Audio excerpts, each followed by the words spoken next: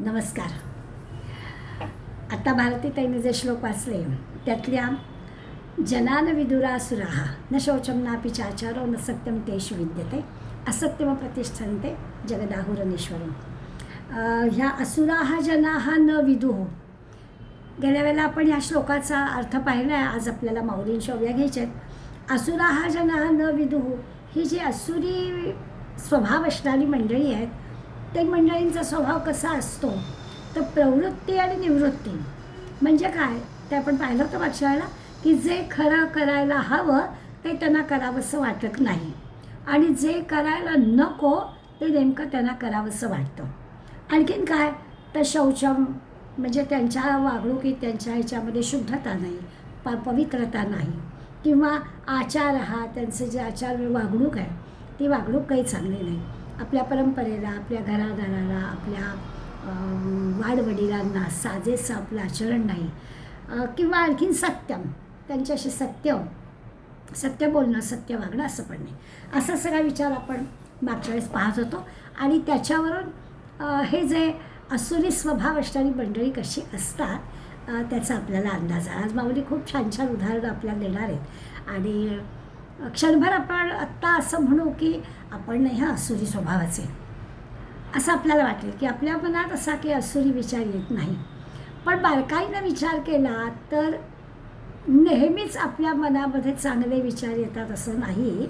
त्यामुळे कधी आपल्या मनामध्ये असे विचार येणं किंवा आणखीन पण याच्यात एक बारकावा लक्षात घ्यायचा आहे की आपण स्वतः असं काही वागत नाही, पण कधीकधी दुसऱ्याच्या अशा वागणुकीमुळे आपण फसले जातो. तेव्हा देखील आपल्याजवळ हा आपण फसले गेलो याचाच अर्थ असा आहे की आपल्यामध्ये इतकं पावित्र्य, इतकी शुद्धता आहे, ओळखण्या इतकी पवित्रता आपल्याजवळ नाही, म्हणून आपण फसले गेलो. काही आपल्या भोवतालची उदाहरणं दिली की आपल्याला याचा नेमका अर्थ कळेल की दैवी संपत्ती म्हणजे 26 गुणांचा जो आपण आधी अभ्यास केला आहे त्या सगळ्या गुणांचा जर का आपल्याजवळ ते सगळे गुण असतील तर ही अशी फसवणूकसुद्धा आपली होणार नाही. आपण कोणाला फसवणार नाही इतपत बरोबर आहे, पण आपण फसले जाणार नाही हे सुद्धा लक्षात घ्यायला पाहिजे की आपला तितकासा सुद्धा कुठे काही दिरंगाई, कुठे काहीतरी थोडासा बावळटपणा हा असता उपयोगी नाही. कारण असुरी प्रवृत्तीच्या माणसांना अशा प्रकारच्या माणसांना फसवता येतं. त्यामुळे असंही आपल्याजवळ काही कमतरता असता का तेही त्या आसुरी गुणांमध्येच जातं. मोहाला बळी पडणं, अगदी सोप्या शब्दात सांगायचं झालं तर असं असतं ना की आता बाहेर आपण दुकानात बघितलं की एकावर एक फ्री, 2 घेतलेत की आणखीन एक तुम्हाला फ्री, अशा पाट्या असतात. आता हे आपल्याला सगळ्यांना माहिती असतं की त्याच्या किमती आधीच वाढवलेल्या असतात आणि त्या किमतीमध्ये ते आपल्याला दाखवतात असं की एकावर एक फ्री आहे, तसं काही नसतं. असं सगळं आपल्याला खरं म्हणजे माहिती असतं. तरीही त्या मोहाला बळी पडून बघूया तरी, आणि मग बघता बघता घेतलं जातं वगैरे वगैरे. तर हा जो काही मोह आहे, या मोहाला बळी पडणं आहे, हे पण या अशौचम किंवा अनाचार हा तिची वागणूक आहे, असत्यम असं जे की आपण त्या असुरी संपत्ती असणाऱ्या माणसाचं वर्णन करतो आहे त्याच्यामध्ये आपण फसले जाणारे सुद्धा तिथे असतो. आता अलीकडे नाही पण पूर्वी मला आठवत आहे आमच्याकडे दारावर बैलगाडीने तांदूळ विकायला यायचे. म्हणजे ठाण्यातलीच गोष्ट सांगते मी. आणि एकदा आमच्याच बाबतीत असं झालं होतं की खरंच दारावरून विष्णुनगरमधून बैलगाडीतून तांदूळाच्या गोणी घेऊन जातो तर कसं आहे तांदूळ म्हणून आम्ही बघितले तर खरोखरच छान तांदूळ होता, बारीक आपल्याला हवा तसा, आणि मग किंमतही दुकानापेक्षा कमी होती स्वाभाविकच. आणि म्हणून आम्ही सगळ्यांनी बराबरा काय आपल्याला हवा आहे तेवढे तांदूळ घेतले. आणि मग लक्षात आलं की मापामध्ये त्यांनी चांगलीच आमची फसवणूक केलेली आहे. अर्थात ही फसवणुकीची गोष्ट असते ती एकदा होते, परत नाही होत. पण हे असं फसलं जाणं म्हणजे कुठल्या तरी मोहाला बळी पडणं, तर असं मोहाला बळी पडणं हे सुद्धा असुरी लक्षण आहे. म्हणजे हा सुद्धा आपला दुर्गुण आहे असं आपल्याला भगवंत सांगतो आहे. मागे आपल्याकडे चादरी विकणारे जे, आणि अगदी माझ्या मैत्रिणीकडे घरामध्ये सगळे शिकवणीला मुलं बसलेली आहे, दार उघडं आहे, शेजारीचं दार उघडं आहे आणि तो चादरीवाला आला. दोघींनी त्या चादरी सगळ्या छान पाहिल्या आणि असंच बाजारापेक्षा दारावरती अगदी कमी छान आहे त्यांनी अगदी गॅरंटी दिली की रंग जाणार नाही, अमुक नाही तमुक नाही. आणि तिने निवडल्या, त्यातल्या 4 चादरी निवडल्या की चला द्यायला गेला पण उपयोगी पडतील. आणि मग पैसे आणायला म्हणून आत गेली, पैसे घेऊन आली आणि त्यांनी अगदी तिथे कोचावरती 1 2 3 4 अशा एकावर एक घड्या ठेवल्या, त्यात मोजून ते दाखवलं 1 2 3 4 आणि हिने पैसे दिले. त्यांनी आपला सगळा माल उचलून तो निघून गेला. आणि संध्याकाळी असं लक्षात आलं, घड्या अशा पद्धतीनं घातल्या होत्या की आपल्याला त्या 1 2 3 4 मोजता येत आहेत, परंतु त्याची अशी डुप्लिकेट घडी होती की प्रत्यक्षात चादरी 2च होत्या, घड्यामधल्या त्या 4 दिसतील अशा पद्धतीने घातल्या होत्या. आता ही अशी फसवणूक जेव्हा आपली होते, एकदा आपण फसतो, आपण इतरांना सांगतो, मग पुढल्या वेळेस आपण शहाणे होतो. ही अगदी गोष्ट खरी आहे, पण तरीसुद्धा भगवंत आपल्याला सांगतो की असं फसलं जाणं ही सुद्धा गोष्ट, ही फसवलं जाणं म्हणजे फसवणं हे तर आसुरी आहेच, पण फसलं जाणं हे सुद्धा चुकीचंच आहे. असं फसलं जाणं पण योग्य नाही असं आपल्याला ते सांगायचं आहे की हा जो खरा दैवी गुण असणारा माणूस आहे, हा असा मोहाला बळी पडता कामा नाही. ठीक आहे, तो आनंदी राहायला पाहिजे, समाधानी राहायला पाहिजे, सगळं बरोबर आहे, इतरांना त्यांनी आनंदी ठेवलं पाहिजे, हे सगळं आहे, परंतु तो असा फसला जाता कामा नये. त्याला ॲलर्ट म्हणतो ना, तसं ॲलर्ट त्यांनी राहिलं पाहिजे. आता तर काय अलीकडे मोबाईल नावाची इतकी उपयोगाची गोष्ट आहे, पण त्याच्याशी सुद्धा किती आपल्याला सावधानतेनं राहावं लागतं, हे आपण रोज उठून ऐकतो आहे, पाहतो आहे. आणि तसं होऊ नये म्हणून आपण काळजीसुद्धा सगळं घेतो आहे. कारण हे सगळं जे आहे ना, आसुरी म्हणजे सत्य असत्य, चांगल्या वाईटाचं इतकं मिश्रण आहे. ह्या आसुरी लोकांचं म्हणणं असं असतं की काय सत्याने वागून कोणाचं फायदा झाला आहे, सगळं जग जर खोटं आहे, सगळं जग जर फसवणूक करणार आहे, तर आपणच कशाला सगळ्यांनी सत्याने वागायचं, अशा प्रकारचं या आसुरी लोकांचं म्हणणं असतं. आणि मग असं म्हणणं असणाऱ्यांना पुढे त्यांचं असंही असतं की आपण जर खूपच सत्याने वागायला गेलो तर या जगामध्ये आपल्यालाच त्रास सहन करावा लागेल, आपल्यालाच कष्ट सहन करावे लागतील, आपणच फसले जाऊ. त्यामुळे आम्ही काही असे स्वप्नामध्ये कोणाला शब्द दिला तर तो हरिश्चंद्रासारखा पाळला पाहिजे असे नाही होत. त्यामुळे आम्हाला जिथे फायदा आहे आणि आमचा फायदा होतो तिथे आम्ही करून घेणारच. अशा प्रवृत्तीचे लोक समाजामध्ये वाढत्या संख्येनं आपल्याला दिसतात. आणि म्हणून ह्या जरी सुरुवातीला आपण म्हटलं तर आठवत असेल की एवढे 26 गुणांचा बारीक बारीक विचार केला, त्याचं स्पष्टीकरण केलं, माऊलीने दृष्टांत दिले, आपल्याला पटलं की सगळे दैवी गुण आपल्याला हवे आहेत. आणि हे 6च आहेत. बरं, आसुरी संपत्ती आहे. एकीकडे भगवंताने सांगितलं की अर्जुना तुला काळजी करायला नको, तुझ्याकडे ही संपत्ती नाही आहे, तू दैवी गुण घेऊन आलेला आहेस, तरी देखील मी तुला हे सगळे जे दोष आहे, जे अवगुण आहे, जे आसुरी गोष्टी आहेत, त्या मी तुला अगदी सविस्तर सांगतो. तेव्हा मी असं म्हटलं होतं, हे कशाला सविस्तर हवं आहे, जर नाहीच आहे आपल्याजवळ आणि त्या वाटेने आपल्याला जायचं पण नाही आहे, पण तरीसुद्धा आपल्या लक्षात येईल की का भगवंत हे सविस्तरपणानं सांगतात. या आसुरी म्हणजे प्रवृत्ती निवृत्ती, जसं वागायला नको तसं वागलं जातं आणि जसं वागायला हवं तसं वागलं जात नाही. सगळं काय तो खोटेपणा, सगळं काय ते चुकीचं आचरण, सगळं काय ते अपवित्र अशुद्ध, अशा प्रकारचं जे वागणं आहे, माऊली फार सुंदर सुंदर दृष्टांत आपल्याला देणार आहे. 281व्या ओवीने आपण आज सुरुवात करणार आहोत. तरी पुण्यालागी प्रवृत्ती का पापाविषयी निवृत्ती, या जाणण्याची राती तयाचे मन.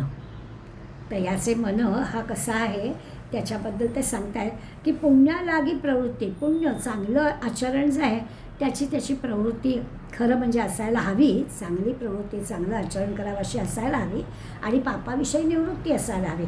पापमार्गापासून, वाईट मार्गापासून दूर असायला हवं, निवृत्त असायला हवं. परंतु आसुरी संपत्ती असणारा जो आहे त्याच्या ठिकाणी असं असत नाही.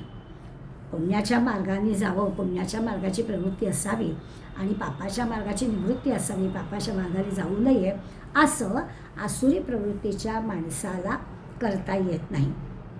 काय होतं, जाणण्याची राती, जाणणं म्हणजे ज्ञान असणं, माहिती असणं, विवेक असणं. तर ह्या ज्ञानाची म्हणजे विवेकाची, ज्ञानाची, जाणण्याची रात्र म्हणजे तिथे विवेक नाहीच, ज्ञान नाहीच. विवेकाची रात्र झाली, ज्ञानाची रात्र झाली, याचा अर्थ काय की तिथे ज्ञान नाही आहे. विवेक नाही, ज्ञान नाही, आणि म्हणून मग पुण्याचं आचरण करायचं आणि पापाचं आचरण करायचं नाही, असं काही याला मनातसुद्धा याच्या येत नाही. म्हणून तो आसुरी प्रवृत्तीचा आहे. किंवा असा आसुरी प्रवृत्तीचा जो आहे त्याच्या मनामध्ये सुद्धा आपण पुण्याचं आचरण करावं, पापाचं आचरण करू नये, असं त्याच्या मनातसुद्धा येत नाही. आपल्याला दुर्योधनाच्या तोंडचं वाक्य अगदी अनेकदा आपण घेतलं आहे. दुर्योधन म्हणतो आहे, जानामी धर्मम, मला धर्म माहिती आहे, मला चांगलं काय ते माहिती आहे, मला सत्य काय ते माहिती आहे, नचमे प्रवृत्तीही, पण तसं मला वागावंसं वाटत नाही. मला धर्म काय ते कळतं, कर्तव्य काय ते कळतं, पुण्य काय ते कळतं, पण मला तसं वागावं वाटत नाही. जानामी अधर्मम, काय वाईट आहे, काय पाप आहे ते मला कळतं. नचमे निवृत्ती, पण त्याच्यापासून मी दूर राहू शकत नाही. अगदी दुर्योधनाच्या तोंडचं वाक्य म्हणजेच हे आहे की आसुरी प्रवृत्ती असणारा, आसुरी स्वभाव असणाऱ्या माणसाला कळत नसतं असं नाही, पण त्या सगळ्या जाणणेपणाची रात्र झालेली असते आणि त्यामुळे तो विवेकाने वागू शकत नाही. काय चांगलं काय वाईट हे कळूनसुद्धा त्या चांगल्याच्या मागे तो जात नाही, वाईटाच्याच मागे जातो. मौली पुढे उदाहरण देत आहेत, निगडया आणि प्रवेशा.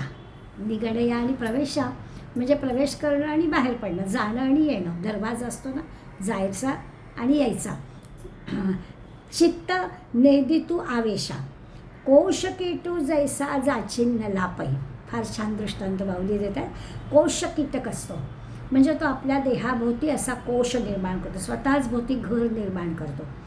तो जो कोश कीटक असतो तो त्या आपल्या भोवती कोश तयार करण्याच्या सगळ्या आवेशामध्ये स्वतःला बाहेर जाण्याचा मार्ग ठेवायचा राहूनच जातो. भोवताली आपल्या शरीराभोवती जाळं निर्माण करतो स्वतःच त्याच्यात अडकतो. कारण तिथून बाहेर स्वतःला बाहेर पडायला काहीतरी जागा ठेवायला हवी. निगडया आणि प्रवेशा, बाहेर पडायला आणि आत यायला काहीतरी जागा ठेवली पाहिजे, हे त्याच्या लक्षातच येत नाही. निगडया आणि प्रवेशा चित्त नेदितू आवेशा, त्याच्या चित्तातच येत नाही. तो त्या आपल्या घर बनवण्याच्या आवेशामध्ये आपल्या भोवती कोश निर्माण करतो आणि त्या तयार केलेल्या आपल्या कोशाच्या घरातच स्वतःला गुरफटून घेतो आणि संकटात सापडतो. तसं याचं होतं. ह्याला कळतच नाही काय चांगलं आणि काय वाईट. त्या वाईटातून बाजूला व्हावं हे त्याच्या लक्षातच येत नाही आणि त्या वाईटातच स्वतःला तो गुरफटून घेतो कोश कीटकासारखा. का दिधले मागुती येईल, का न ये हे पुढील, न पाहता दे भांडवल मूर्ख चोरा. अलीकडे सुद्धा म्हणजे आपल्याला अगदी पदोपदी ह्या अशा प्रकारच्या उदाहरणामध्ये आपण सुद्धा कसे गुंततो ते लक्षात येईल. काय म्हणतात, का दिधले मागुती येईल, एखाद्याला दिलं आहे कारण तो परत देईल असा उगाचच आपल्याला विश्वास वाटतो. का न ये पुढील, तो परत देईल किंवा पुढला विचार आपल्या मनात येत नाही की खरंच देईल का हा. आणि न पाहता दे भांडवल, आपण विचार करत नाही, चौकशी करत नाही आणि आपण त्याला काही पैसे देतो. मूर्ख चोरा, आणि आपण संकटात सापडतो. त्या मूर्खाच्या नादी लागून, त्या चोराच्या नादी लागून आपण संकटात सापडतो. असं तर अनेकदा घडतं. कोणीतरी आपल्या परिचिताचं नाव सांगतं आणि त्यांच्याकडून मी आलो आहे आणि खूप आत्ता मी अडचणीत आहे, प्लीज मला मदत करा आणि मी तुमची अगदी लगेच महिना 2 महिन्यात तुमची मी परतफेड करीन. आणि असे आपण शब्दावर विश्वास ठेवतो, दया येते अंतःकरणामध्ये आणि देतो आणि फसतो. वर्षोनिवर्ष झाले तरी आपले पैसे काही परत मिळत नाहीत. आणि ते भगवंत आपल्याला सांगतात, का दिधले मागुती येईल, का नाही हे पुढील, हे सगळं पुढचा विचार न करता आपण देतो. परवाच आमच्या एका ओळखीच्याने मला सांगितलं की आपल्याच वर्षोनिवर्ष एका ठिकाणी काम केलेल्या एका मित्राच्या मुलाने पैसे मागितले आणि म्हणे मी एकदाही विचारलं नाही की तू काय अडचण आहे, कशासाठी तुला हवे, किती हवेत विचारलं. 20,000 द्या म्हणाला. मग माझ्या घरात ते 20,000 नाही आहेत, मला बँकेत जावं लागेल, मी येतो तुमच्याबरोबर. आणि बँकेत आला. बरं आपल्या मित्राचा मुलगा, असं पण नाही की अनोळखी आहे वगैरे. आणि म्हणे अगदी मी बेरळ चेक दिला की लगेच त्याला पैसे मिळावे आणि 20,000 रुपये दिले. आज 2-2.5 वर्ष झाली, सुतराम परत पैसे देण्याचं नाव नाही.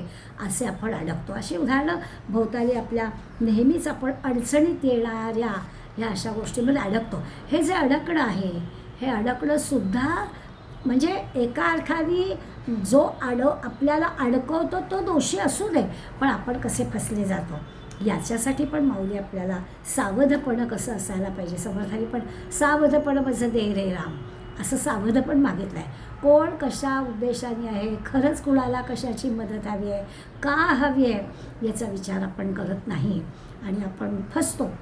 ते फसणंसुद्धा खरं तर आसुरी स्वभाव असण्याचंच आहे. तैसी या प्रवृत्ती निवृत्ती दोन्ही नेणी जती आसुरी जणी आणि शुचित्व स्वप्नी न देखते ते. आणखीन ते सांगतायत की ही जी आसुरी संपत्ती अशा आसुरी स्वभाव असणारी जी मंडळी आहेत त्यांचं काय आहे तर धर्मप्रवृत्ती आणि पापनिवृत्ती म्हणजे पुण्यकर्म आणि पापापासून दूर राहणं हे ते जाणतच नाही. प्रवृत्ती निवृत्ती दोन्ही नेणी जाते. त्या आसुरी स्वभावाच्या मंडळींना हे कळतच नाही की पापापासून आपण दूर राहावं, पुण्याच्या गोष्टी आपण कराव्यात हे ते जाणत नाहीत. आणि शुचित्व स्वप्नी न देखते आणि पावित्र्य शुद्ध या गोष्टी त्यांना स्वप्नात सुद्धा लक्षात येत नाही. शुद्धता वगैरे त्यांच्या गावीही नसते, पावित्र्य त्यांच्या काही वागणुकीत नसतंच. त्यामुळे पुण्याचं काय पापाचं काय याचा काही त्यांच्याशी संबंध नाही आहे.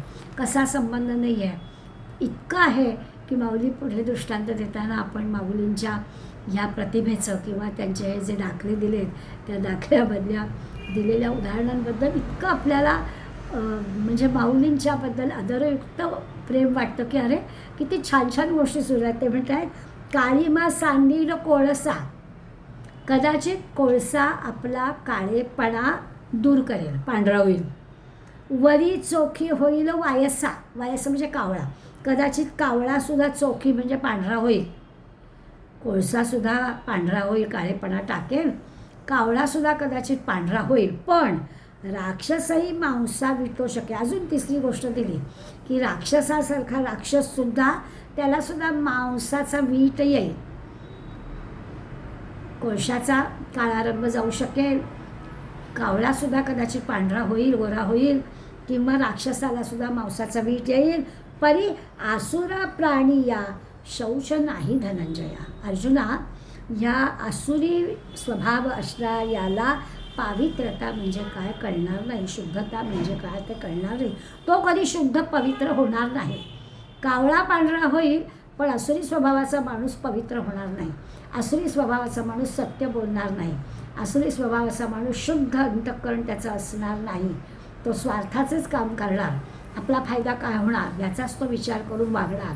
त्याच्या वागणुकीमध्ये शुद्धता पवित्रता या गोष्टी असणार नाहीत. एक वेळ कोळसा रंग बदलेल, एक वेळ कावळा गोरा होईल, एक वेळ राक्षसालासुद्धा मांसाचा वीट येईल, पण ह्या आसुरी स्वभावाच्या माणसांमध्ये पवित्रता येणार नाही, शुद्धता येणार नाही.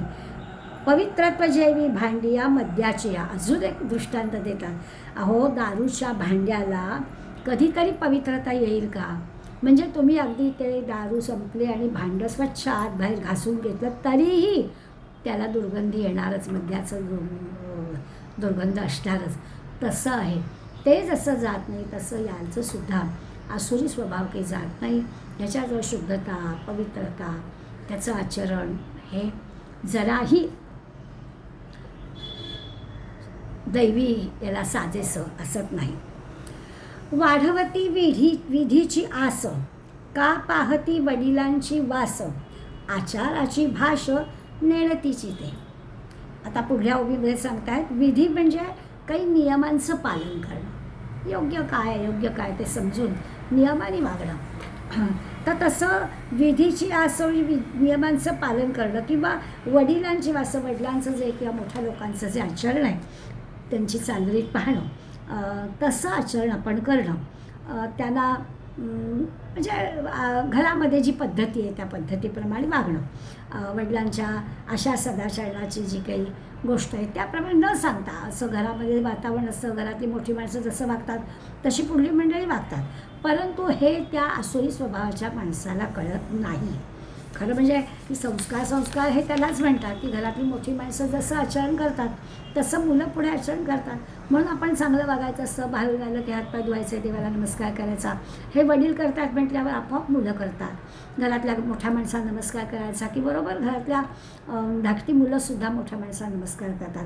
जेवायला बसल्यावर सगळ्यांनी एकदम बसायचं, काहीतरी एखादा श्लोक म्हणायचा आणि मग जेवायला सुरुवात करायची. अशा पद्धतीचं घरातलं वातावरण कसं असेल तसं शुद्ध आचरण हे घरातल्या पुढल्या पिढीला आपोआपच येतं. इथे ते सांगतायत अशी विधीची आस असेच की नियमांचं पालन आहे आणि वडिलांची वासं वडिलांचं वागणं ते पाहतात. आचाराची भाषण नेणतीची ते, पण यांनी तसं आचरण करावं हे त्याला कळत नाही.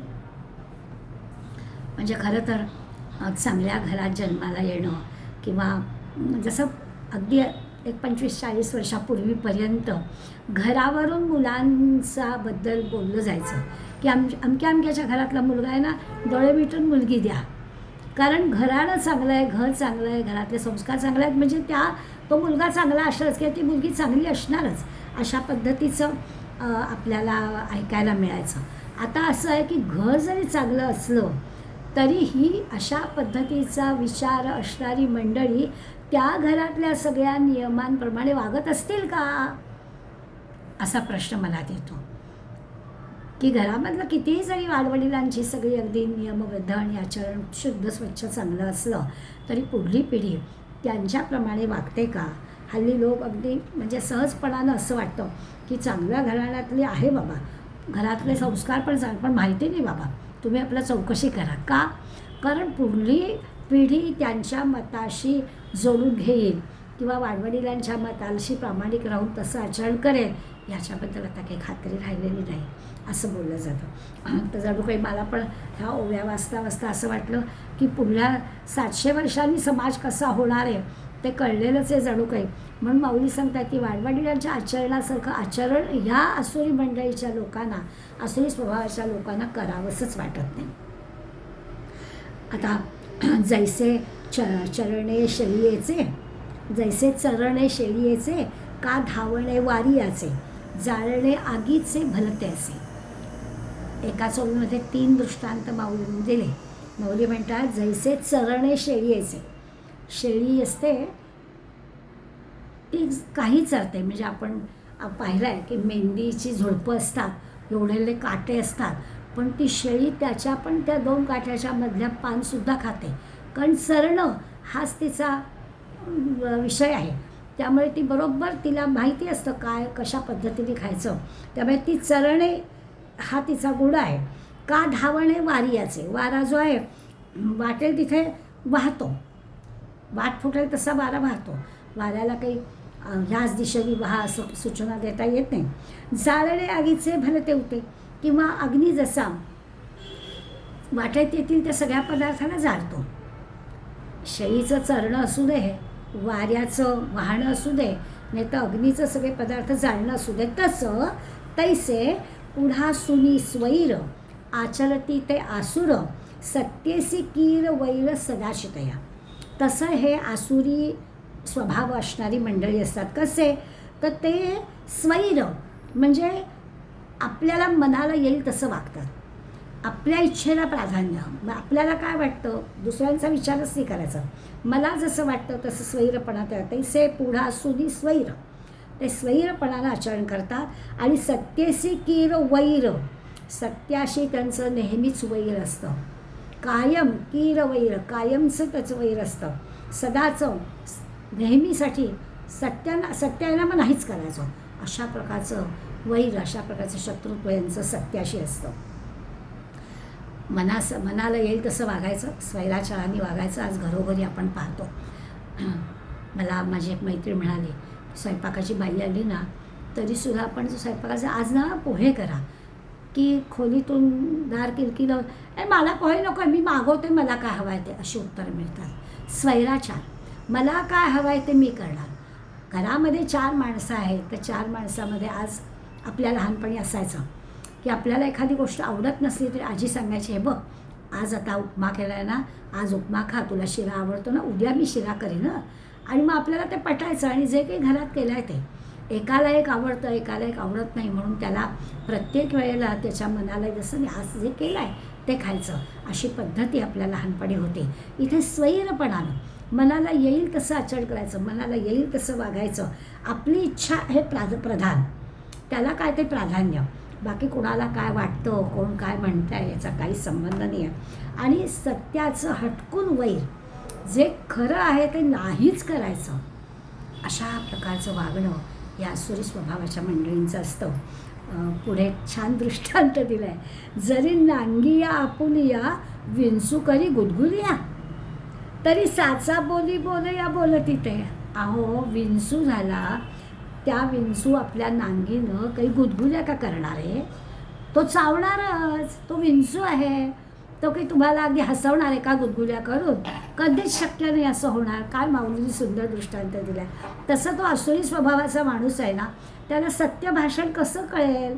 तो कसं खरं बोलेल? नाहीच जमणार त्याला. तो असत्यच मागणार.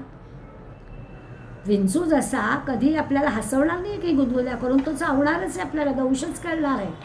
तसंच याचं आहे की तो असत्यच वागणार, तो खोटेपणाच करणार, तो दुसऱ्याला फसवणारच, तो स्वार्थच बघणार, तो स्वैरपणानंच वागणार.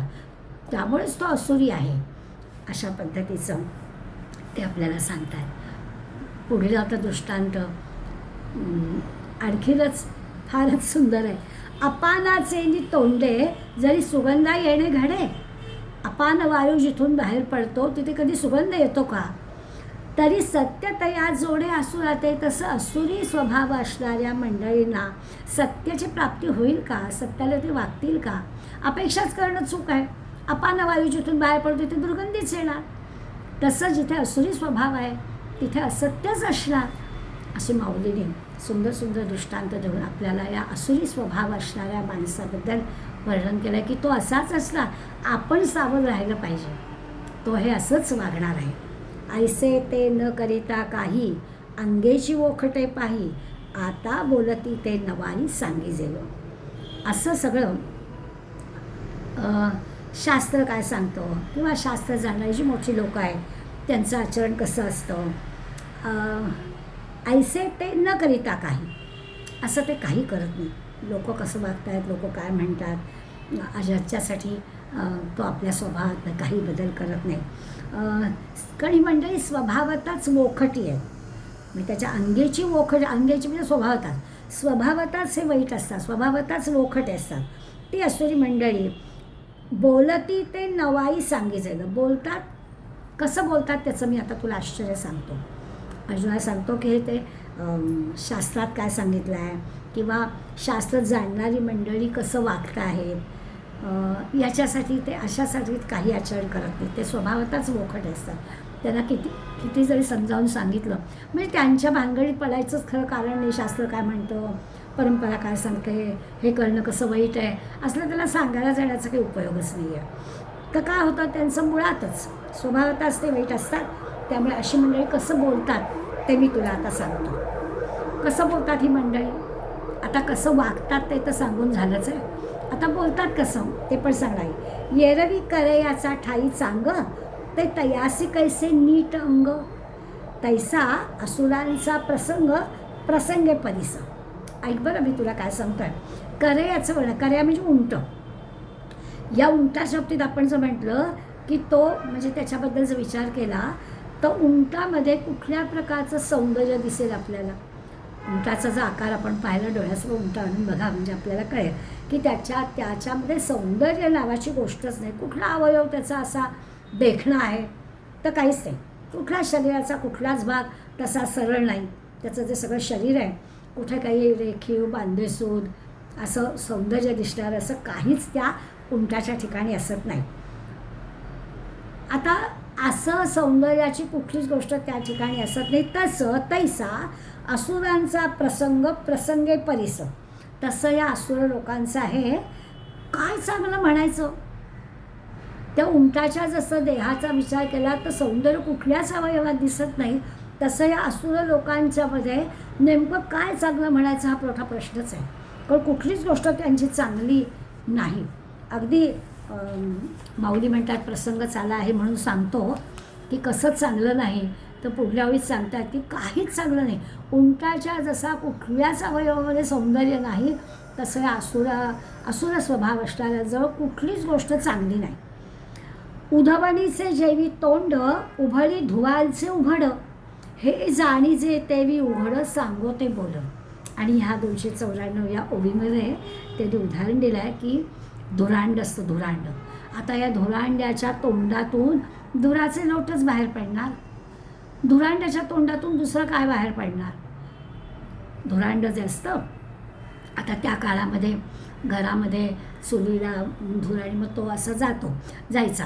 परंतु आता आपण कंपन्यातनं पाहतो की कंपन्यांमध्ये तयार होणारा जो वायू येतो असा डायरेक्ट सोडतात, त्याचं धुरांड असतं. तर असं त्या धुरांड्याच्या तोंडातून दुसरं काय धूरच बाहेर पडणार, लोटच्या लोट धुराचं निघणार, दुसरं काय निघणार त्याच्यातून?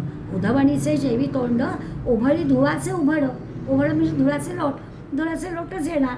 हे जाणी जे तेवी उघड सांगो ते बोल.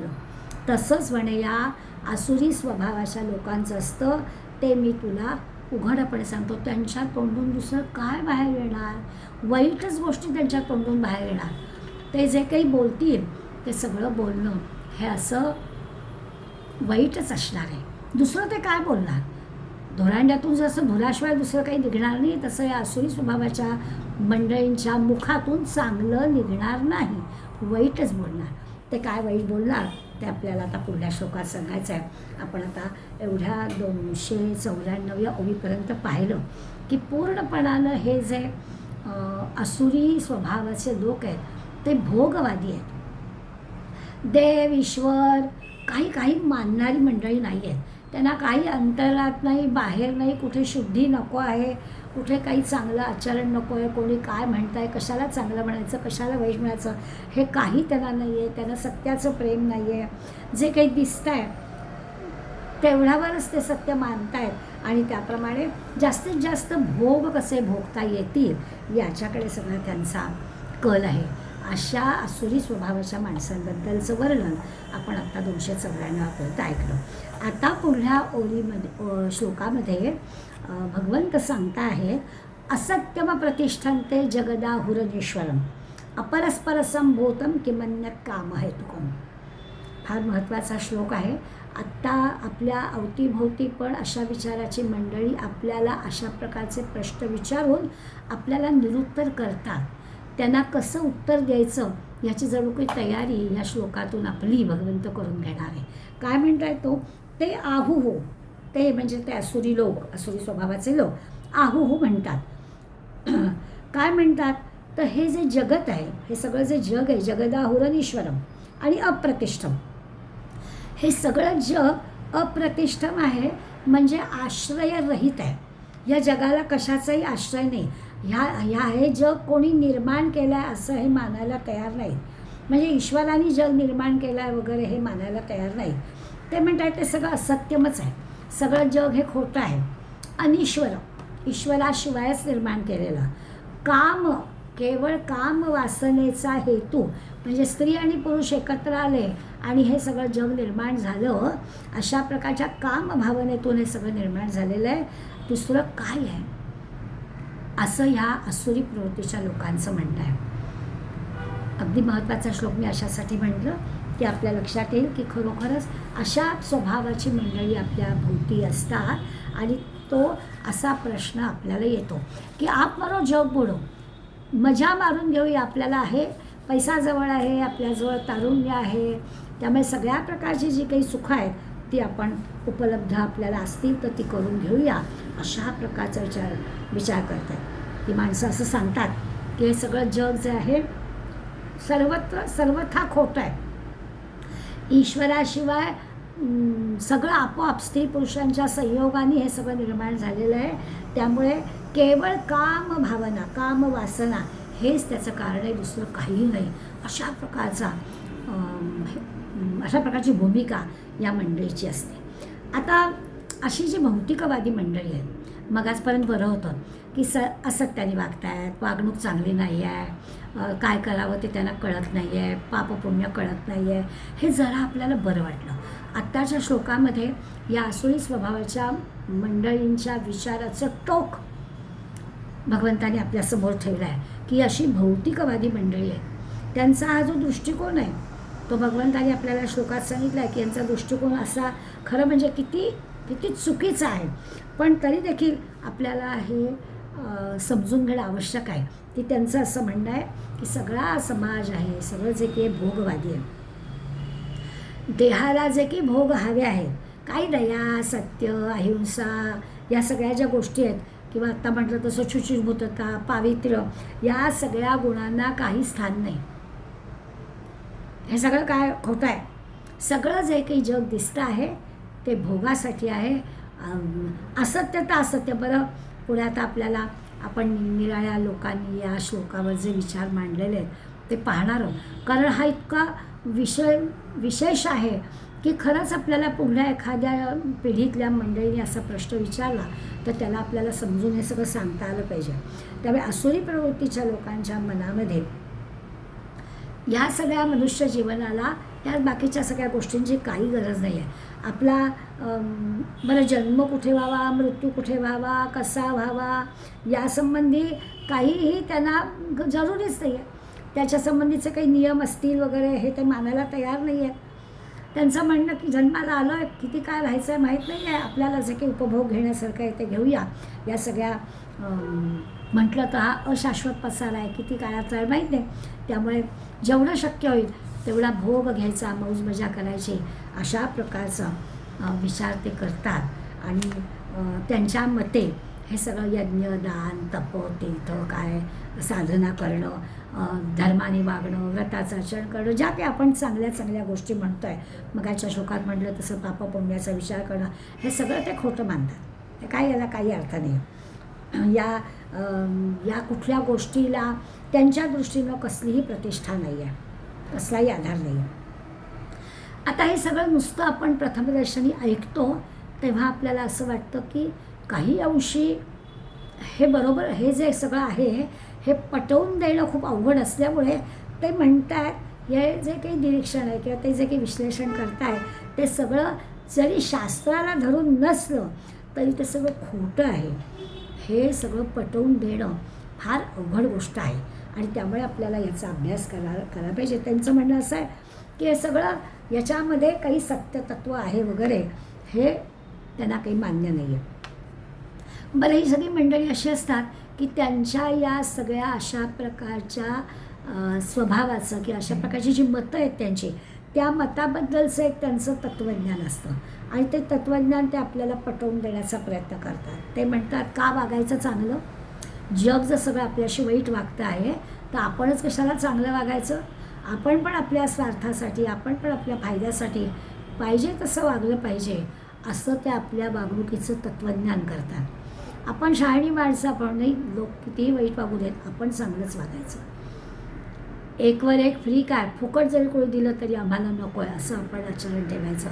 अशा प्रकारचा स्वभाव असणाऱ्या आपल्यासारख्यांना हे सगळं तत्त्वज्ञान कसं चुकीचं आहे, कसं पटवून देणार.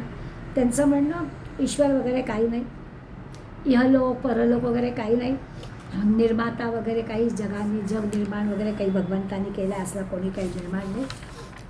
काय लोक काय आहे, लोक काय म्हणतील, दुसऱ्याचा विचार करण्याचं काही आपल्याला कारण नाही. लोकांचा काही संबंध नाही, लोक काही आपल्या मदतीला येत नाही. लोकांची किंवा समाजाची जी काही स्मृती असते ती अल्प असते. कितीही वाईट वागणारा माणूस असलो तरी कितीही तो मोठ्या पदावर जातो, कोणीसुद्धा त्या पदावर गेल्यावर म्हणत नाही की हा असा गैर वागला होता. असं सगळं सभोवताली आहे आणि म्हणून मग आप नरे दुनिया डुबे, काय का होईना त्या दुनियेचं, असं सगळं ते आपलं तत्त्वज्ञान आपल्याला पटवून देण्याचा प्रयत्न करत असतात.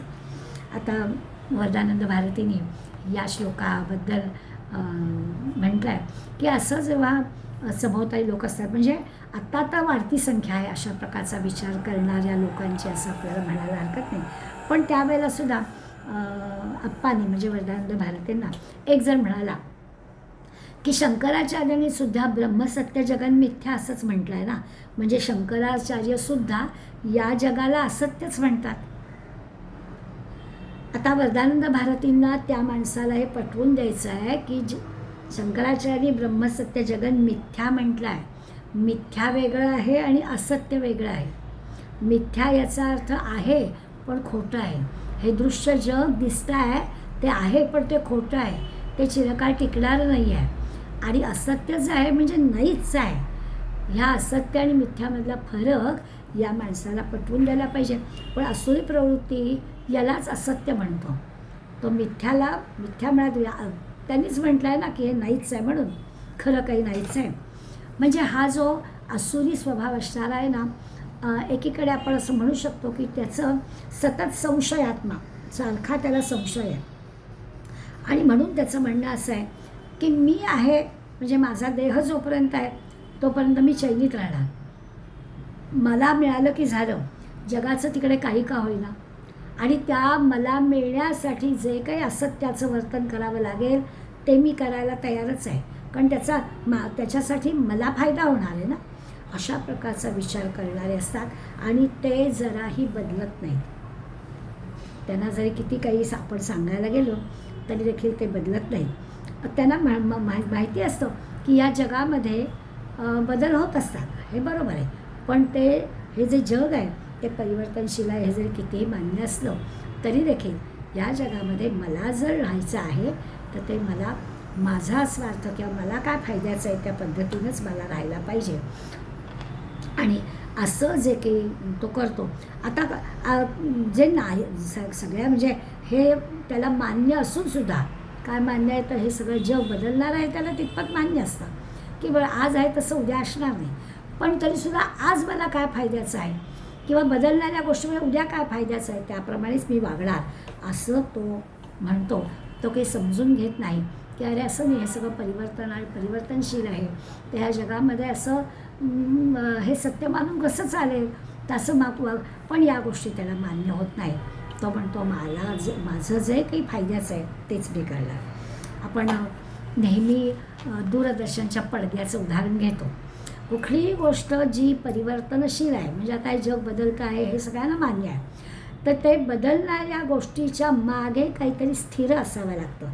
पडद्याचं उदाहरण आपण तेवढ्यासाठी घेतो की दूरदर्शनचा जो पडदा आहे तो स्थिर आहे. त्या स्थिर पडद्यावर निरनिराळ्या गोष्टी आपल्याला दिसत असतात आणि त्यासारख्या बदलत असतात. अगदी महापूर पण दिसतो, आग पण दिसते, चांगलं पण दिसतं, वाईट पण दिसतं, पण पडदा स्थिर असतो.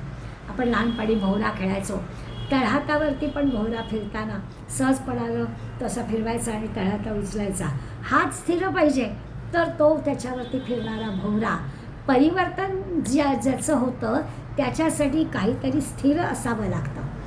आता ही उदाहरणं देणं ठीक आहे, त्याला ती आसुरी स्वभावाच्या मंडळीला पटतील अशातला भाग नाही. परंतु अशा सगळ्या ज्याच्यामध्ये परिवर्तन होत असतं त्याच्यामागे काहीतरी स्थिर असावं लागतं. त्या स्थिर असणाऱ्या गोष्टीला तुम्ही धर्म म्हणा, यज्ञ म्हणा, ईश्वर म्हणा, काही शब्द वापरा, पण ते असल्याशिवाय आणि मग ते जे काही आहे ती ईश्वराची गोष्ट आहे, तो ईश्वर मागे आहे म्हणून हे जग आहे. अशा प्रकारचा जर का विचार आपण त्यांना सांगायला गेलो तर त्या आसुरी स्वभावाच्या माणसाला काही तो पटतो अशातला भाग नाही. भौतिकवादी असणारे आसुरी प्रवृत्तीचे लोक जे आहेत ते ही कल्पना मान्य करायला तयारच नसतात. ते म्हणतात असं काही नाही, हे सगळं तुम्ही म्हणता आहे ठीक आहे, ही दुबळ्या लोकांची कल्पना आहे, काहीतरी आधार लागतो. ईश्वर हा तुमच्या दुबळ्या लोकांचा असणारा आधार आहे आणि त्याच्यावर तुम्ही असं केलं तर हे ईश्वराला आवडणार नाही असं तुम्ही म्हणता. असं काही नाही आहे, ईश्वर वगैरे काही नाही असंही लोक आपल्याला उत्तर देतात. किंवा भगवंत आपल्याला सावधपणाने सांगतो आहे की दुबळ्या मनाच्या प्रवृत्तीची जी लोकं आहेत त्यांना हा ईश्वर वगैरे लागतो. क्षणभर आपण मान्य करूया की खरंच कुबडीसारखा ईश्वराच्या संकल्पनेचा उपयोग की खरं आपण जसं मी नेहमी उदाहरण देते की आपल्या लहानपणापासून एक वाक्य आपण ऐकतो की बाप्पा बघतोय हां. तर हे जे की बाप्पा बघतोय हां आपण ऐकतो वाक्य आपल्या लहानपणापासून आपल्या आजीने आपल्याला सांगितलं आणि आपण पण आपल्या नातवंडाला सांगतोय. तर आजूबाजूला काहीतरी बाप्पा नावाची गोष्ट आहे आणि तिचं आपलं चांगलं व्हावं अशी त्या बाप्पाची पण इच्छा आहे. त्यामुळे आपण चुकीचं वर्तन करायचं नाही, आपल्याकडे तो बघतोय अशा प्रकारचं आपल्यावरती संस्कार झालेला असतो. आता अशामुळे असं जे काही थोडं भित्रं दुबळं असं आपण म्हणूया मग याला तो जो आधार आहे तो आधार वाटला तर त्याच्यात काय चुकीचं आहे तसं म्हटलं तर निदान आपण वाईट वागणार तरी नाही. भगवंत भोवताली आहे अशी जर आपली पक्की ठाम समजूत असली तर चुकीचं वर्तन आपल्या हातून होणार नाही. एवढ्यासाठी तरी त्या ईश्वररूपी कुबडी घ्यायला काय हरकत आहे. असं केल्याने आपल्या हातून काही गैर होणार नाही, चुकीचं वर्तन होणार नाही. एवढ्यासाठी ईश्वरी संकल्पना मानायला काहीच हरकत नाही. परंतु हे त्यांना मान्य नाही. त्यांचं म्हणणं तुमचं दुबळेपण आहे म्हणून तुम्ही हे असं करता. असुरी प्रवृत्तीचे, असुरी स्वभावाचे जे लोक आहेत ते ईश्वर ही कल्पना मानायला तयार होत नाही. त्यांचं म्हणणं आत्ताच्या श्लोकात जसं आपल्याला त्या ओव्या पुढल्या पाहिजेत तेव्हा आपल्याला अधिक कळणार आहे. पण गीतेतल्या श्लोकापुरतं कळलं तर आपल्याला कळेल की हे केवळ काम वासनेनं हे जग निर्माण झालेलं आहे, ईश्वर वगैरे ही कल्पना नाही. असुरी प्रवृत्तीचा विचार करणारे लोक अशा प्रकारचा विचार करतात. ईश्वर वगैरे या गोष्टी नाही. आणि खरंच आपल्या भोवती अशी मंडळी दिसतात. आमच्या कदाचित मी पूर्वी उदाहरण सांगितलं असेल की आमच्या एका अगदी ओळखीतली मैत्रीण आमची, खूप छान स्वभाव, सगळ्या लोकांना चांगल्या याला लावायचं, खूप स्वतः करायचे. आमच्याजवळ रामाचं मंदिर होतं घराच्या, तर त्या मंदिरातल्या सगळ्या कार्यक्रमातली सगळी तयारी करण्यापासून सगळ्या गोष्टी करण्याची आवड पण होती, वेळ पण होता, 4 पैसे पण होते आणि कल्पकता होती, ते सगळं करायचे. पण दुर्दैवाने 50-52 वयातच अगदी अल्पशा आजाराने तिचं निधन झालं. इतकी माझी बायको एवढं सगळं देवाचं करत होती, मग असं झालंच कसं, असा विचार मनात धारण करून मंदिरात पाऊलसुद्धा तिचा नवरा टाकत नव्हता. हे असं पाहिलं की हा जो काही ही जी काही हा जो स्वभाव आहे, हा स्वभाव म्हणजे काय की भगवंत हे काही आपल्या या सगळ्या गोष्टी ईश्वरानं काहीच केलेलं नाही आहे. जे काही आपलं जन्म मृत्यू येणं जाणं असणं हे सगळं जे की ते ठरलेल्याप्रमाणे होणार आहे, आपल्या कर्माप्रमाणे होणार आहे, आधीच्या जन्मातल्या कर्माप्रमाणे. हा सगळा विचार न करता असं झालंच कसं किंवा भगवंताने थांबवलं कसं, ईश्वराने काहीच कसं ह्यासाठी केलं नाही, असे विचार करणारी मंडळी असतात. आणि खरं तर दैवी गुण असणारे आणि असुरी स्वभाव असणारे हे दोन काही अशा कॅटेगरी आपल्याला करता येणार नाही आहे. कधी कधी दैवी गुण असणारी म्हणजे चांगली माणसंसुद्धा असं गैराचरण करतील आणि मग आपण असं म्हणूया की गैराचरण करणारी माणसंसुद्धा बदलतील आणि चांगलं आचरण करतील. आता हे कमी प्रमाण होईल. आसुरी संपत्ती असणारी मंडळी चांगलं वागतील हे कदाचित प्रमाण कमी असेल, परंतु चांगली माणसं जेव्हा फसली जातात, फसवली जातात, कधी कधी वाईट चुकीचं आचरण करतात, त्या वेळेला फक्त आपल्याला ती जी काही ईश्वराची शक्ती आहे ती ईश्वरा शक्तीने सांभाळलं पाहिजे. मध्यंतरी कोरोना काळामध्ये आपण किती वेळा पाहिलं की आपल्याला सारख्या सूचना यायच्या, घरात राहा, सुरक्षित राहा, स्वतःची काळजी घ्या. आणि मग तेव्हा आपल्या मनात यायचं की हे काय आहे, आपल्याला स्वतःला असं जपणं, सुरक्षित ठेवणं हे बरोबर आहे का, म्हणजे हे सगळं करायचंच, पण यांनी काय होणार आहे.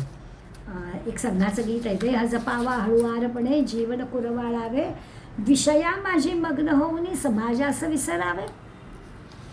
ही तर पशुता सोडून देऊ, घेऊया अनुभूती, चालत येईल सहज उद्याचा काळा पुल्यात. या पद्यामध्ये, या गाण्यामध्ये सांगितल्याप्रमाणे आपल्याला कळेल की विषया माझी मग्न होऊन, त्या विषयामध्ये रममाण व्हायचं आणि आपला फक्त स्वार्थ साधायचा, समाजाला विसरून जायचं, ही गोष्ट खरं म्हणजे योग्य नाही आहे. आणि ह्याला पशुता म्हटलं आहे, असुरी प्रवृत्ती म्हटलं आहे. ही तर पशुता सोडून देऊ, असा स्वतःचाच फक्त विचार करणं ही असुरी प्रवृत्ती आहे, ही सोडून दिली पाहिजे. आणि याचा आपल्याला खरं तर अभ्यास करायचा आहे. आपल्या मराठी काकांनी खूप चांगली चांगली उदाहरणं या श्लोकाच्या संदर्भात दिलेली आहेत की ईश्वर म्हणजे काय हे ज्याला कळायला हवं असेल त्यांनी कसा विचार केला पाहिजे. तर हे जे असुरी स्वभावाची मंडळी असतात ती असं म्हणतात की जगाचा कोणी निर्माण करणारं नाही आहे, हे जग कामवासनेतून निर्माण झालेलं आहे, हा जग कोणी ईश्वराने निर्माण वगैरे केलेलं नाही आहे. अमक्याने जग निर्माण केलं, ब्रह्मदेवाने निर्माण केलं आणि शंकराने विष्णूने संभाळ केला आणि शंकराने असं, हे जे काही ब्रह्मा विष्णू महेशांचं का हे असं आपण म्हणतो आहे, असलं काही नाही आहे, त्यांना मान्य नाही. त्यांचं म्हणणं हे सगळं असं कामवासनेतून आपोआप झालेलं आहे. अनेक विद्वानांचं असं म्हणणं आहे की माणसाने देवाला निर्माण केलं, माणसाने देव नावाची गोष्ट निर्माण केली. असं म्हणूया आपण, man made the God and then God made the man. ठीक आहे, माणसाने देव निर्माण केला आणि देवानी माणूस निर्माण केला असं आपण म्हणायला हरकत नाही. आपण त्याच्यासाठी काकांनी छान उदाहरण दिलं आहे. काका म्हणतात की आता उद्या जर कोणी आपल्याला म्हटलं की न्यूटननी पृथ्वीला गुरुत्वाकर्षणाची शक्ती दिली, परत एकदा वाक्य वाचते हां, न्यूटननी पृथ्वीला गुरुत्वाकर्षणाची शक्ती दिली. आता याचा अर्थ काय होईल? पृथ्वीला गुरुत्वाकर्षण नावाची शक्ती नव्हती का? ती न्यूटननी दिली आहे का? आता हे ऐकायला कसं वाटेल, तसं नाही आहे. पृथ्वीजवळ ती शक्ती होतीच, न्यूटनच्या ती लक्षात आली आणि न्यूटनने सांगितलं की वर जी काही वस्तू गुरुत्वाकर्षणामुळे ती उंच केलेली वस्तू खालीच पडते, ही गोष्ट बरोबर आहे, हे त्यांनी ओळखलं. किंवा आणखी उदाहरण दिलं आहे की कोलंबसाने अमेरिकेचा शोध लावला. आता कोलंबसाने अमेरिका काही निर्माण केली आहे का? असं नाही की आधी सगळा समुद्रच होता आणि मग त्या सगळ्या समुद्रात कोणी म्हटलं की या कोलंबसाने त्या समुद्रातून अमेरिकेचा शोध लावला, तर हे कसं शक्य आहे? होतेच, त्या कोलंबसाला तो भूभाग लागला आणि त्या कोलंबसाला ती अमेरिका कळली असं म्हणणं योग्य आहे. पण त्यांनी अमेरिकाचं शोधलं म्हणजे अमेरिका नव्हतीच, ती समुद्रातून त्यांनीच बाहेर आणली असा काही त्याचा अर्थ नाही. तसं म्हणे आहे की माणसाने ईश्वर निर्माण केला हे म्हणणं चूक आहे. कोलंबसाने जसं अमेरिका शोधून काढली तसं माणसाने ईश्वराला शोधून काढलं. होताच, अमेरिका होतीच, ती कोलंबसाला सापडली. तसं ईश्वर आहेच, तो माणसाला शोधता आला असं म्हणता येईल, हे बरोबर आहे. आता इतर जे प्राणी आहेत त्यांना नाही शोधता आला, त्यांना भगवंताची संकल्पना नाही, पण आपल्याला आहे. माणसाने ते शोधलं, ऋषींनी देव शोधला, संतांनी आमच्या देव शोधला, साधनेच्या सहाय्याने त्यांना देव कळला, ज्ञानेश्वर माऊलींना ईश्वर कळला, समर्थांना आमच्या राम कळले, त्यांनी देव शोधला. आता कोलंबस झाला काय, न्यूटन झाला काय, यांचं जर आम्ही भूषण मिरवतो की यांनी अमेरिकेचा शोध लावला, यांनी गुरुत्वाकर्षणाचा नियम आम्हाला सांगितला म्हणून त्यांच्याबद्दल आम्ही भूषण मिरवतो, मग तसं शंकराचार्यांनी भगवंताचा शोध लावला, ज्ञानेश्वरांनी भगवंताचा शोध लावला, समर्थांनी रामाचं त्यांना प्रत्यक्ष दर्शन झालं, असं भूषण आम्ही का नाही मिरवायचं की यांच्यामुळे आम्हाला देव कळला. कोलंबसामुळे जो अमेरिका कळली तसं या सगळ्या संतांमुळे आम्हाला, अशा पद्धतीनं काकांनी आपल्याला या लोकांना पटवून देण्यासाठी दिलं आहे की अमेरिकेचा शोध कोलंबसाने लावला म्हणजे आम्ही जे भूषण मिळवतो ना की त्यामुळे आम्हाला अमेरिका कळली. तसं ज्ञानेश्वरांमुळे आम्हाला ईश्वर कळला, समर्थांमुळे आम्हाला ईश्वर कळला, आचार्यांमुळे आम्हाला ईश्वर कळला, असं आम्ही का नाही म्हणायचं. आणखी एक उदाहरण ते देतात, म्हणे असं झालं आणि आपल्याला पण माहिती आहे की आपण सुद्धा नेहमी म्हणतो, तर त्यांनी उदाहरण दिलं, दक्षिण ध्रुवावर स्कॉट नावाच्या इंग्लंडचं निशाण लावलं म्हणजे आपल्या देशाचा झेंडा तिथे फडकवला आणि स्वाभाविकच सगळ्या इंग्लंडला आनंद झाला की आपल्या एका नागरिकाने तिथे जाऊन आपला ध्वज लावला. म्हणजे जर बरं आपलं जसं कोणीतरी एव्हरेस्ट शिखर हे केलं आणि तिथे जाऊन आपला तिरंगा लावला, आपण खरं काहीच केलेलं नाही आहे पण तरी देखील आपल्याला आनंद होतो की आपल्या देशाचा झेंडा असा उंच जागी लागला, अशा प्रकारे आपण म्हणतो. तर आपण आपल्या घरात आहोत, आपण आपल्या घरातून सगळ्या गोष्टी रोजच्यासारख्या सगळ्या चाललेल्या आहेत, तरी देखील आपल्याला या अशा गोष्टीचा आनंद होतोच की नाही. वर्ल्ड कप जिंकला आपण आपल्या घरात, आपल्यात काहीच बदल झाला नाही पण तरी देखील वर्ल्ड कप जिंकल्याचा आनंद आपल्याला झाला की नाही. असं जसं घडतं आणि मग आपण जो आनंद व्यक्त करतो केवळ आपल्या देशातल्या कुणातरी नागरिकांनी अशा प्रकारचं विशेष काहीतरी कर्तृत्व करून दाखवलं. तसं आहे की संतांनी ईश्वर शोधला आहे आणि त्याबद्दल सगळ्या मानव जातीला त्याचा उपयोग झाला आहे, त्याचं भूषण आम्ही का नाही मानायचं. अशा प्रकारचा विचार त्यांनी आपल्याला करायला सांगितला आहे की ईश्वर नाहीच असं म्हणू नका, भगवंतानी म्हणजे ईश्वरांनी हे जग निर्माणच केलं नाही असं मानू नका. कशा पद्धतीनं ईश्वराकडे बघा, तर ज्यांना कोणाला हे कळलं आहे त्यांनी काय साधना केली, त्यांनी ईश्वराला कसं ओळखलं त्याचा विचार करा. त्यांच्या साधनेमुळे आपल्याला आपोआपच कळली ही गोष्ट खरी आहे, पण तो नाहीच आहे असं म्हणता येणार नाही. अमेरिका नव्हतीच असं नाही म्हणता येणार. कोलंबसानी ती होती, त्या अमेरिकेला शोध लावला. तसा ईश्वर आहेच आणि आमच्या संतांनी, आमच्या ऋषीमुनींनी स्वतःच्या साधनेने त्या ईश्वरातला शोधलं, त्यांना तो कळला आणि त्याचा उपयोग आम्हाला पण झाला, असं त्याचं म्हणणं आहे. आता ईश्वर आहे हे जर पक्क म्हटलं, ही जर, आणि तो सगळीकडे आहे, तो हे सगळं जग चालवतो आहे, ही एकदा धारणा असली की माणसाला वाईट गोष्ट करताना म्हणजे पाप करताना भय वाटेल, की आपल्याला कोणीतरी चुकीची गोष्ट करताना पाहत आहे. एकदा आहे अशी धारणा आपली पक्की झाली, नाहीच आहे म्हटलं तर मग आपण स्वैर वागायला मोकळीच आहोत. पण ईश्वर आहे असं मानलं तर स्वाभाविकच माणूस जरा आपलं आचरण शुद्ध स्वच्छ ठेवेल, पाप करणार नाही, चांगलं वागेल, असं होईल. थोडासा ईश्वराबद्दलचा धाक वाटेल, अशा प्रकारचं. म्हणजे खरं तर आपली जी सत्सद विवेकबुद्धी आहे त्या विवेकबुद्धीप्रमाणे जे योग्य आहे ते आपण केलं तर तेच ईश्वराला मान्य असतं. त्यामुळे ते करणं अभिप्रेत आहे. पण निदान आपण काय करावं आणि काय करू नये, कुठेतरी आपला स्वार्थ पुढे आला आणि तसं चुकीचं आचरण झालं तर ईश्वर पाहतो आहे, अशा प्रकारचा थोडा धाक आपल्याला वाटेल. बुद्धीला आपल्या चांगलं काय, वाईट काय, सत काय, असत काय हे कळतं, कळत नाही अशातला भाग नाही. कळत नसेल तर कोणीतरी आपल्याला सांगतं, त्याच्यावर आपल्याला विश्वास ठेवायला हवा. आसुरी स्वभावाच्या माणसाला हे मान्य नसतं, ते असा काही दुसऱ्याच्या सांगण्यावर विश्वास ठेवत नाही. इथे त्यांनी शब्द वापरला आहे अप्रतिष्ठम, म्हणजे आश्रयरहित. हे सगळं विश्व जे आहे ते म्हणतात कोणीच जगाचा निर्माता नाही आहे, कोणाचा आश्रय त्याला नाही आहे, असं या आसुरी स्वभावाच्या मंडळींना वाटत असतं. ईश्वर अशी काही कुठली वस्तू नाहीच आहे आणि कोणी हा जगाचा निर्माण करणारा नियंता असा कोणी नाहीच आहे. सगळं जे जग आहे ते सुखोपभोगासाठी आहे, अशा प्रकारची त्याची वृत्ती असते. आता त्याला असं का वाटतं? कारण दिसत नाही म्हणून, ईश्वर दिसत नाही म्हणून त्याला असं वाटतं. आपण म्हणतो की तो आहेच आहे, तो दिसला पाहिजे. आणि आसुरी स्वभावाचा माणूस म्हणतो की ते दिसत नाही आहे, दिसला तर कदाचित खरं मानता येईल. ईश्वर नावाची गोष्ट तुम्ही म्हणता आहे तर तो आम्हाला दिसला पाहिजे. आता आपण याच्याबद्दलचा पण विचार करायला पाहिजे. जसं आहे की आपण पंतप्रधानांना, राष्ट्रपतींना पाहिलं आहे का हो, मुख्यमंत्र्यांना किंवा राज्यपालांना आपण पाहिलं आहे का हो, अगदी जाऊ दे, कलेक्टर, कितीतरी मंडळी जी आहेत की हे जे काही आपला देश चालवत आहे या मंडळीला आपण कुठे पाहिलं आहे. पण त्यांना पाहिलं नाही तरी त्यांचे जे आदेश आहेत ते आपल्याला पाळावे लागतातच. अगदी साधी गोष्ट आहे. या सगळ्यांना काय आपण वर्तमानपत्र किंवा दूरदर्शनमुळे आता आपण फक्त फोटोत तरी त्यांना पाहतो आहे, पण बाकी अन्यथा आपण काही त्यांना पाहिलेलं नाही. पण त्यांचे जे नियम त्यांनी घालून दिले, त्यांचे जे आदेश आपल्याला आलेले आहेत त्याप्रमाणे आपल्याला त्यांचं पालन करावं लागतं. कारण हे सगळं देश चालवण्याचं काम ही मंडळी करत आहेत. मग तो नगरसेवक असेल, नगराध्यक्ष असेल, आमदार असेल, खासदार असेल, पंतप्रधान असेल, राष्ट्रपती असेल, ही सगळी मंडळी हा सगळा देश चालवत आहेत आणि आपण ह्या देशाचे नागरिक आहोत.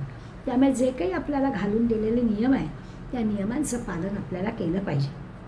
दुसरा शब्द त्यांनी वापरला आहे अपरस्परसंभूतम, म्हणजे त्यांचं म्हणणं काही नियम वगैरे काय नाही, काही नियम नाही, कोणतंही काही कारण नाही, नियमाने वागण्याची काही आवश्यकताच नाही. आता असं जे काही आहे म्हणजे जीवनाला शिस्त लावण्याची गरज नाही, नियमाने वागण्याची गरज नाही, हम करो से कायदा, आम्ही म्हणू तसं झालं पाहिजे. आता हे कसं चालेल? विचार करायलाच हवा, शोध घ्यायलाच हवा. असं आहे, काही आपल्याला बरं नाही झालं, शारीरिक काही व्याधी दुखणं झालं तर त्याचा शोध घ्यावाच लागतो. म्हणजे उपचार काहीतरी करावेच लागतात. ज्याला माहिती आहे त्याच्याकडे जावं लागतं, त्यांनी सांगितलेलं पथ्य आपल्याला पाळावं लागतं. आपल्याला त्यातली काही माहिती नसते, पुन्हा असं काही होऊ नये याची पण आपल्याला काळजी घ्यावी लागते. पण हे सगळं ठरवणारं कोण? तर त्या कोणीतरी असतं. तर हे सगळं आसुरी प्रवृत्तीचे लोक म्हणतात अपरस्परसंभूतम, म्हणजे हे असं काही नसतं, फळ वगैरे काही भोगावं लागत नाही, हे काही खरं नाही. जे काही चांगलं पुण्याचं फळ किंवा पुण्याचं जे असतं ते चांगलं फळ असतं आणि पापाचं फळ काही वाईट असतं, असं काही नसतं. जे काय व्हायचं तेच होत असतं. आपल्याला काय पाहिजे त्या पद्धतीनं आपण वागायचं, असं हे आसुरी प्रवृत्तीचे लोक मानत असतात. आता आपण विचार करायला हवा. आपण असा विचार करू शकू, आपण ज्या घरात राहतो हे घर आपण बांधलं असं आपण म्हणतो का? तर कदाचित म्हणू की आपण बांधलं नाही, पण आपण त्याच्यासाठी पैसे खर्च केले. पण आपण समजा अजंठा एलोऱ्याला गेलो तर ती वेरूळची लेणी कोणी बांधली असं जर आपण विचारलं तर आपल्याला सांगता येईल का? काही काही ज्या लोकांच्या समजुती आहेत त्या पद्धतीनं ही किती वर्ष झाली या लेण्याला आणि ती म्हणजे अमक्या वेळेला बांधली असेल, किती वर्ष झाली असतील, पण आपण काही त्याची खात्री देऊ शकत नाही. 200 वर्ष काम चालू होतं आणि इतक्या वर्षांमध्ये ते बांधलेलं आहे, पिढ्यानपिढ्या ते काम करत होते. अशा पद्धतीचं फक्त आपण मिळालेली माहिती एक दुसऱ्याला सांगू. त्यामुळे त्यांचं जे काही तंत्रज्ञान आहे ते सगळं त्यावेळच्या लोकांमध्ये ते सगळं परिपूर्ण असलं पाहिजे असं आपण म्हणतो. म्हणजे हे सगळं आपण थोडं गृहीत धरलेलं असतं. पण असं आहे ना, ते आपोआप झालं असं म्हणू शकू का? निरनिराळ्या गोष्टी आपण ज्या लोकांकडून ऐकलं आहे, काही लेखी स्वरूपात मिळत आहे, तिथली काही माहिती मिळते, या आधारे आपण म्हणू. परंतु ते आपोआप झालं असं आपल्याला म्हणता येईल का? तर नाही हो. अगदी मुंगीचं वारूळसुद्धा आपोआप होत नाही, तशी वेरूळची लेणीसुद्धा काही आपोआप होत नाही. कोणीतरी त्याच्या मागे असा सगळा जो काही एकंदर पृथ्वीवरचा सगळा पसारा आहे ना, तो पसारा अत्यंत नियमितपणानं चालतो आहे, कोणीतरी करतो आहे, हे घडतं आहे असं आपल्याला मान्यच करायला हवं. मग हे चालवणारा कोण आहे? त्याला आपल्यासारखा माणूस ईश्वर म्हणतो. तर ईश्वर कोण? ईश्वराची सत्ता जे मानत नाहीत त्यांना हे कसं समजून देणार? पण यामागे कोणती नियंता आहे हे सांगावं लागतं. आपल्याला कितीतरी गोष्टी माहिती नसतात आणि आपण त्या माहिती नसणाऱ्या ज्या गोष्टी आहेत त्यामागे काहीतरी प्रमाण मानतो, जे कोणी सांगते त्यांच्यावर विश्वास ठेवतो. जसं अगदी पृथ्वी स्वतःभोवती फिरते आणि सूर्याभोवती पण फिरते. आता याला आपल्याजवळ काय प्रमाण आहे? आपण लहानपणापासून शिकत आलो भूगोलामध्ये ही गोष्ट शिका की स्वतःभोवती पृथ्वी फिरत असते आणि तशी ती सूर्याभोवती पण फिरत असते. आता याच्याबद्दल आपल्याजवळ काही प्रमाण नाही आहे, ही गोष्ट खरी आहे, परंतु याच्यावरती आक्षेप घेण्यासाठी पण आपल्याजवळ काही नाही आहे. ज्यांनी कोणी शोध लावलेला आहे त्या शोधाप्रमाणे हे असं असं घडतं आणि हे असं असं सर्वांनी मान्य केलेली गोष्ट आहे. सूर्य जो आहे तो आपल्या सगळ्या नवग्रहांसह आणखी कुणाभोवती तरी फिरतो. त्याचा जो वेग असतो तो वेग कसा असतो, सेकंदाला किती असतो वगैरे वगैरे असे जे की आकडे आहेत त्या आकड्यांबद्दल आपल्याला काहीच माहिती नाही आहे. पण तरी देखील ज्यांनी कोणी शोध लावले त्याच्यावर विश्वास टाकून आपल्या या गोष्टी आपण मान्य करतो. यातलं आपल्याला काहीच माहिती नाही, पण तरी देखील लोक म्हणतात ना, आता ते बरोबर आहे, अपरस्पर संभूतम. हे जे काही घडतं याच्या मागे काहीच कारण नाही, पण असं कसं म्हणणार, काहीतरी विशिष्ट कारणानं विशिष्ट कार्य होतं ही लोक मानायला तयार नाही. पण आपल्याला मात्र तसं दिसतं की हे घडतं आहे, याचा अर्थ याच्या मागे काहीतरी कारण आहे आणि हे अनुभवायला येतं. काम हैतुकम म्हटलं आहे, त्यांचं म्हणणं काम भावनेतून हे सगळं जग निर्माण झालेलं आहे असं या आसुरी प्रवृत्तीच्या लोकांचं म्हणणं आहे. त्यांच्या मते हे सगळं जग जे आहे ते भोगासाठी आहे, ह्या सगळ्या सृष्टीची निर्मितीच मुळी उपभोगासाठी आहे असं यांचं म्हणणं असतं. आणि अशा म्हणण्यामुळे मराठी काकांनी एका अमेरिकेतल्या याचं उदाहरण दिलं आहे की धर्मांतरासाठी म्हणजे युरोपियन धर्मांतरासाठी एक पाद्री काम करत होता. देखावा काय असतो की दुसऱ्यावरती काहीतरी आपण उपकार करतो आहोत असं दाखवायचं, काहीतरी त्यांना गरजू लोकांना काय अन्न द्यायचं, औषधं द्यायची, मदतीचा हात द्यायचा आणि मग हळूहळू त्यांना आपल्या धर्मामध्ये आणायचं. अशा प्रकारचं हे धर्मोपदेशक मंडळी कामं करायचे. वर्णन असं आहे की आफ्रिकेतले लोक एक दिवस हा काय झालं, आफ्रिकेतले लोक असे नरभक्षक म्हणजे माणूस मेला की खाऊन टाकायचा. तर एक दिवस असं झालं की हा जो पाद्री आहे हा असा चिंताग्रस्त होता. तर त्यांनी त्या युरोपियन माणसांनी आफ्रिकेतल्या माणसांनी विचारलं की तुम्ही कसली चिंता करता. तर त्यांनी सांगितलं की असं युद्ध चाललेलं आहे आणि आत्ताच बातमी आली आहे की फ्रान्समधली 2000 माणसं रणांगणावर मेली. आता हा जो आफ्रिकेतला नरभक्षक माणूस आहे ना, यांनी असं म्हटलं, कारण तो वनात राहणार आहे, नरभक्षक आहे, त्याच्या दृष्टीने 2000 माणसं मेली. तर त्यांनी लगेच विचारलं, एवढी 200 माणसं मेली मग ती खाल्ली कोणी? आता या पाद्याने कपाळाला हात लावला की आपल्याकडे नरभक्षक कोणी नाही, माणसाचं मांस खाल्लं जात नाही, पण तो वनात राहणारा जो आहे आफ्रिकन तो नरभक्षक म्हणाला, एवढी माणसं मग मारली कशाला, खायची नव्हती तर मारली कशाला.